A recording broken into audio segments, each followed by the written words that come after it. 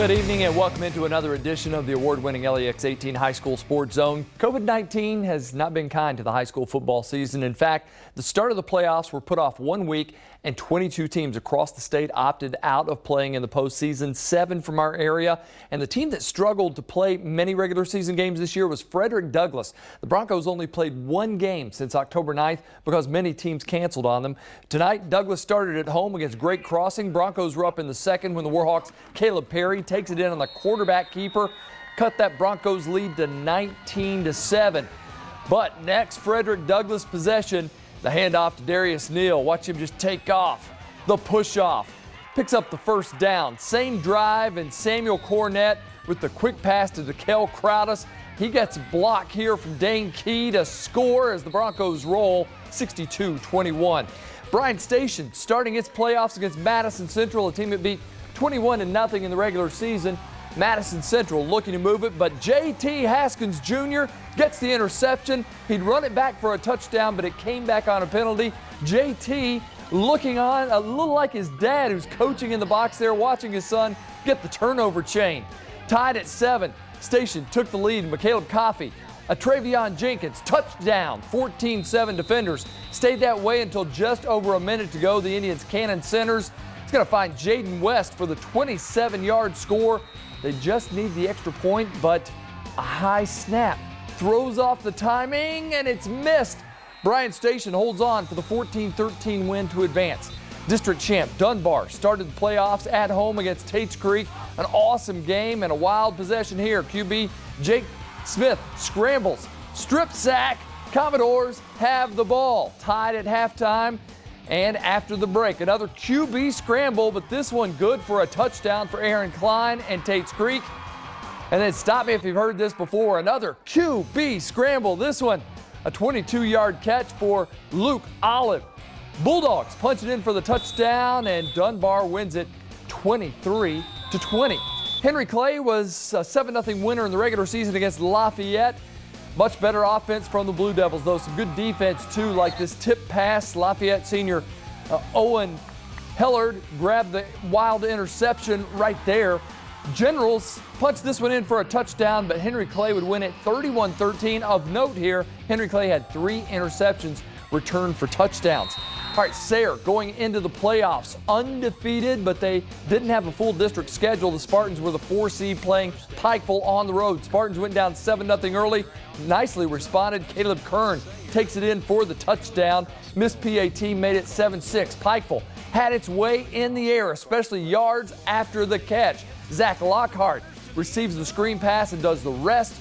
A great season for Chad Pennington, and the Spartans comes to an end tonight to the defending state champs, 49-13. Woodford County hosting a West Jessamine team that did not play in the regular season, and the Yellow Jackets were on fire. Preston Stacy running it for the home team. So close and yet so far from the end zone. Not quite a touchdown, but a couple of plays later, dives his way in for 6. Now to the Cape time. Woodford County had a couple of huge interceptions in the game, and that means multiple players got a chance to wear the cape on the sidelines, including Aaron Turner showing off a little John Wall action. Yeah, nice there. Woodford County wins it 54-28. It was a busy night in Pulaski County where all 3 schools had home games. So we'll start with the defending champs. Somerset hosted Danville. The Briar Jumpers beat the Admirals 42-3 earlier this year. Briar Jumpers up 12-7, knocking on the door late in the second, but Kaya Sharon can't hit either of his guys in the end zone. Struggling here, so the Jumpers would settle for the 3 to make it 15-7, and Sharon not happy about it at all. But Somerset got one more shot before halftime. Kaya rolls out, launches one deep. Cade Grundy comes down with it. Touchdown, Somerset, up 22-7 before half. They go on to win it 48-14. Pulaski County beat North Laurel by 23 in the regular season. Pulaski just as impressive tonight. Pirates were up 20-6 at halftime, but they would extend their lead in the second half. They go on to win 33-12, advancing in the playoffs. And Southwestern was at home against Whitley County, a team they beat 27-6 earlier this year.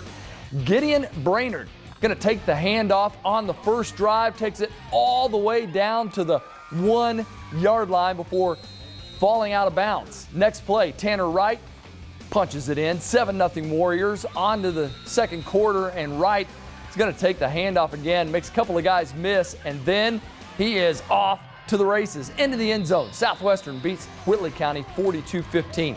Scott County won big at Grant County earlier this year. Tonight, they would duplicate that. Jeremy Hamilton was unstoppable in this one. Only ran the ball 6 times, but he crossed the goal line in 4 of them.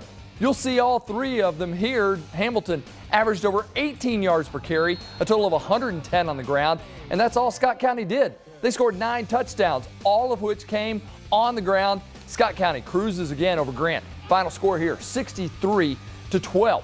George Rogers Clark at home hosting Oldham County. Team it beat by 20 on the same field in the regular season, but no Azariah Israel, who opted out of the rest of the season. Oldham scored on the quarterback keeper, 7-0 Colonels. Clark County had it rolling a bit in the first quarter. Kareem Garrett picks up a nice gain here, but the Cardinals would have to punt it right back to Oldham, and Oldham would score again, and it's Oldham County winning it on the road, 31-21. Franklin County didn't play Shelby County during the regular season, made it look easy tonight. Here comes a full send. Nick Broyles lets it rip. Fred Ferrier on the receiving end of it and walks it into the end zone. Touchdown. Broyles was slinging it all night. Another big completion to Ferrier. It's going to be dragged down this time, but the Eagles knocking on the door. So Broyles again, too easy here. Zach Claudio alone in the end zone, and Franklin County moving on after a 41-12 victory. And Frankfort putting up 51 points on Eminence in the regular season. However, this game wouldn't be anywhere near that. Frankfort needs to go 64 yards to tie the game or win it. Wasn't looking promising until this play. Sam Davis to Larry Carter. Breaks the tackle and will take it all the way to the house.